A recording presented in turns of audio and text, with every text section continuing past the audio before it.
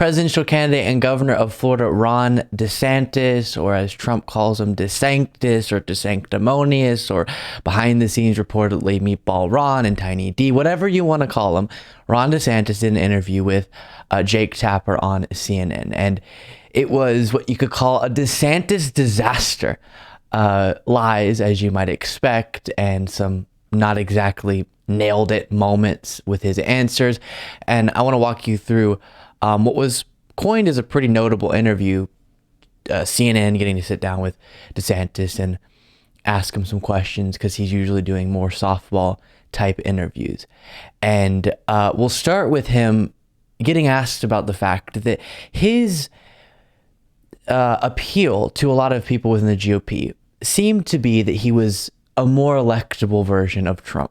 Whatever that means to you, people felt that.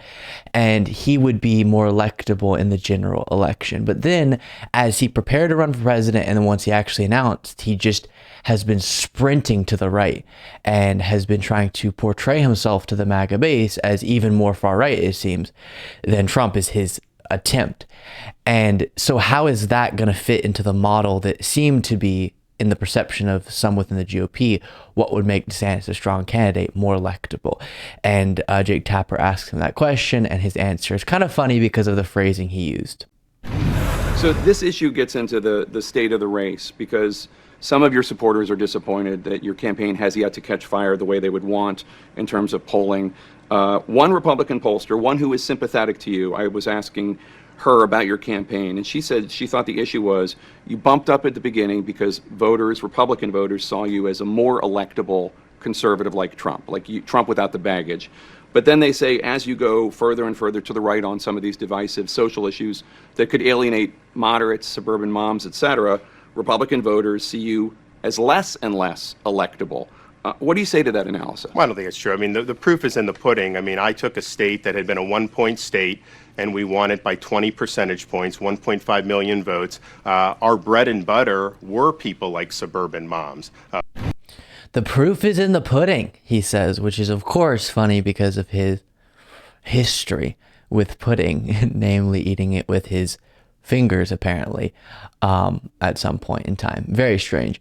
But it is a point to say, well, I won by a really large margin in my race in Florida for governor the last time around. But number one, Florida is not necessarily representative of the entire country.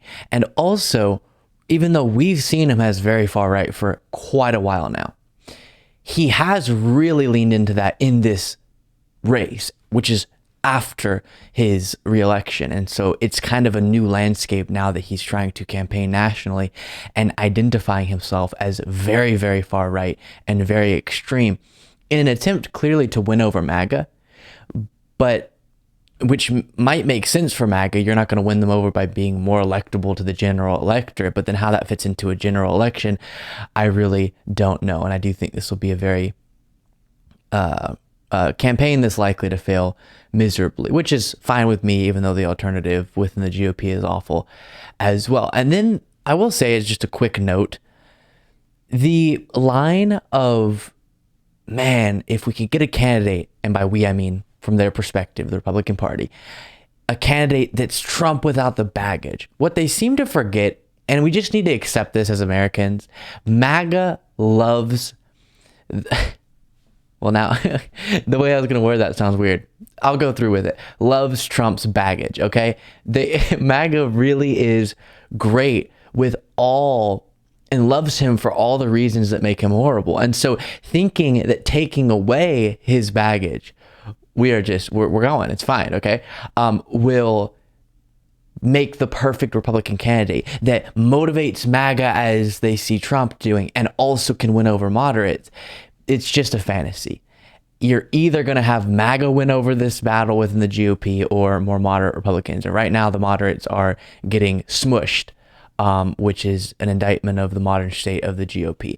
Next moment here, getting away from the conversation about Trump's baggage, DeSantis pushes a widely debunked lie that we have to hear constantly. Is here in the United States. You've been asked by a number of members of conservative media, and you have yet to give a yes or no answer. You recently signed a 6-week abortion ban in Florida Yes or no, would you support that as a nationwide ban? So I said I'm pro-life. I will be a pro-life president, and we will support pro-life policies. At the same time, I look at what's going on in the Congress, and I don't see them making very much headway. I think the danger from Congress is if we lose the election, they're going to try to nationalize abortion up until the moment of birth. And in some liberal states, you actually have post-birth abortions, and I think that that's wrong. Also, with respect Post-birth abortions. If I have to hear that phrase one more time, that's called murder, DeSantis. Post-birth abortions. It's one of those talking points that I don't really have a way to dive into the specifics of, oh, here's how this is being misunderstood, and here's the original claim that spawned it. All I can say is that's not accurate. No, blue states aren't pushing for or allowing post-birth abortions. It's just nonsense because they kept trying to push the envelope on what they could accuse Democrats of. And they pushed that talking point of abortions on demand in the 9th month of pregnancy. And apparently that wasn't effective enough. So now it's in then after birth. And then the last clip we'll look at, he gets asked about the talking point of the military being too woke.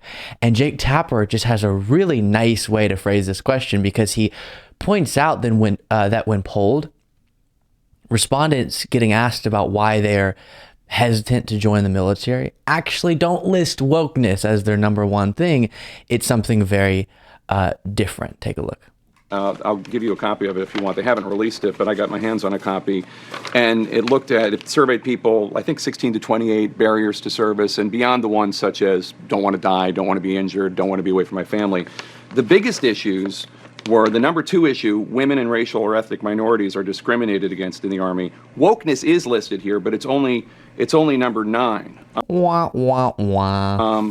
So that would suggest that wokeness is not as big. Well, but I think there's an issue about, not everyone really knows what wokeness is. I mean, I've defined it, but a lot of people who rail against wokeness can't even define it. And so I think it's when you define it, you go, wokeness is rejecting the truth in men and women's sports or something like that. Very, very substantive analysis, DeSantis.